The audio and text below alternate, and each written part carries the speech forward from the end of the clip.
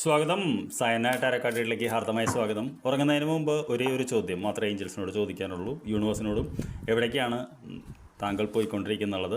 ഇതാണ് നമ്മുടെ current situation എന്ന് പറയുന്നത്. ഇത് എന്താണ് നമ്മളിപ്പോൾ ഇമ്മീഡിയറ്റ് പാസ്റ്റിൽ നിന്നും നമ്മളെ എഫക്റ്റ് ചെയ്യുന്നത്?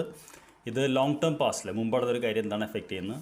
എവിടേക്കാണ് നാം അടുത്ത് തന്നെ പോയിക്കൊണ്ടിരിക്കുന്നത്? എവിടേക്കാണ് നമ്മൾ ദീർഘം അതായത് ലോങ് ടേമിൽ പോയിക്കൊണ്ടിരിക്കുന്നത് നമ്മൾ ചോദിക്കുന്നത്. 5 കാർഡുകളുണ്ട്. എന്താണ് കറണ്ട് സിറ്റുവേഷൻ എന്ന് ചോദിച്ചപ്പോൾ നമുക്ക് സ്ട്രെങ്ത് എന്ന് പറയുന്ന കാർഡാണ് വീണ്ടും വരുന്നത്. അപ്പോൾ തീർച്ചയായിട്ടും നമ്മുടെ സിറ്റുവേഷനിൽ വലിയ മാറ്റമൊന്നുമില്ല. നമ്മുടെ സിറ്റുവേഷൻ എന്ന് പറയുന്നത് നമ്മൾ പുറമേ ഭയങ്കര നടിക്കുമ്പോഴും ഉള്ളിൻ്റെ ഉള്ളിൽ പല കാര്യങ്ങളും സമ്മർദ്ദങ്ങൾക്കും അടിമപ്പെട്ടിട്ട് നമ്മളിങ്ങനെ സഹിച്ച് ജീവിക്കുന്ന ഒരു അവസ്ഥയിലാണ് പോകുന്നത്. എന്തുകൊണ്ടാണ് നമ്മളിപ്പോഴും ഇങ്ങനെ സഹിക്കുന്നത് എന്ന് ചോദിച്ചപ്പോൾ നമുക്ക് വന്നിരിക്കുന്ന കാർഡ് ഹാങ്ഡ് മാൻ എന്ന് പറയുന്ന കാർഡാണ്. ഹാങ്ഡ് മാൻ എന്ന് പറഞ്ഞു കഴിഞ്ഞാൽ കാര്യങ്ങൾ കൃത്യമായിട്ട് നടക്കാതെ പോവുക, നീണ്ടു പോവുക, പ്രൊക്രാസ്റ്റിനേഷൻ.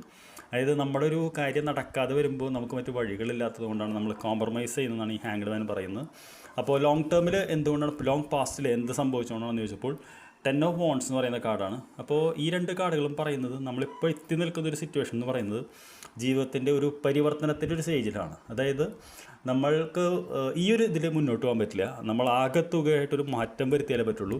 അല്ലെങ്കിൽ നമ്മൾ ക്രഷായിട്ട് പൊടിഞ്ഞു പോകും. ആ ഒരു വല്ലാത്തൊരു സ്റ്റേജിലൂടെയാണ് കടന്നു പോയിക്കൊണ്ടിരിക്കുന്നത്. അതിൽ ചില കാര്യങ്ങൾ നടക്കാത്തതും പിന്നെ നമ്മളൊരു ട്രാൻസിഷൻ സ്റ്റേജിൽ എത്തിയതുകൊണ്ടാണ് നമ്മളിപ്പോൾ ഈ സ്റ്റേജിൽ നിൽക്കുന്നതെന്നാണ് പറയുന്നത് യൂണിവേഴ്സ്. ഇനി നമ്മൾ അടുത്ത് എവിടേക്കാണ് പോകുന്നത്, അതാണ് നമുക്ക് അറിയേണ്ടത്. അത് 6 ഓഫ് കപ്സ് എന്ന് പറയുന്ന കാർഡിലേക്കാണ്. 6 ഓഫ് കപ്സ് എന്ന് പറഞ്ഞു കഴിഞ്ഞാൽ നൊസ്റ്റാൾജിയ, ഗൃഹാതുരത്വം എന്ന് പറയുന്നൊരു കാർഡാണ്. തീർച്ചയായിട്ടും ഗൃഹാതുരത്വം എന്ന് പറയുമ്പോൾ ഒരുപക്ഷെ നമ്മുടെ മുൻകാലങ്ങളിൽ ഒരു സുഹൃത്തിന് നമ്മളെ സഹായിക്കാനോ അല്ലെങ്കിൽ അവരുമായിട്ടൊരു കൂടിച്ചേരൽ നമുക്ക് സന്തോഷം തരാൻ സാധ്യതയുണ്ട്. എന്തായാലും ആ 6 ഓഫ് കപ്സ് എന്ന് പറയുന്ന ഒരു മനസ്സമാധാനത്തിൻ്റെ ഒരു സന്തോഷത്തിൻ്റെയും കാർഡാണ്. അതൊരു മുൻകാലങ്ങളിലൊരു വ്യക്തിയായിരിക്കും നമ്മളൊന്ന് സപ്പോർട്ട് ചെയ്യാൻ പോകുന്നത് എന്നാണ് ഇമ്മീഡിയറ്റ് ആയിട്ട് സംഭവിക്കാൻ പോകുന്നത്. ലോങ് ടേമിൽ എന്താണ് സംഭവിക്കാമെന്ന് ചോദിച്ചപ്പോൾ 9 ഓഫ് വോൺസ് ആണ്. 9 ഓഫ് വോൺസ് എന്ന് പറഞ്ഞു കഴിഞ്ഞാൽ വിജയത്തിൻ്റെ ഒരു കാർഡാണ്, പക്ഷേ സഹനത്തിൻ്റെയും വിജയത്തിൻ്റെയും കാർഡാണ്.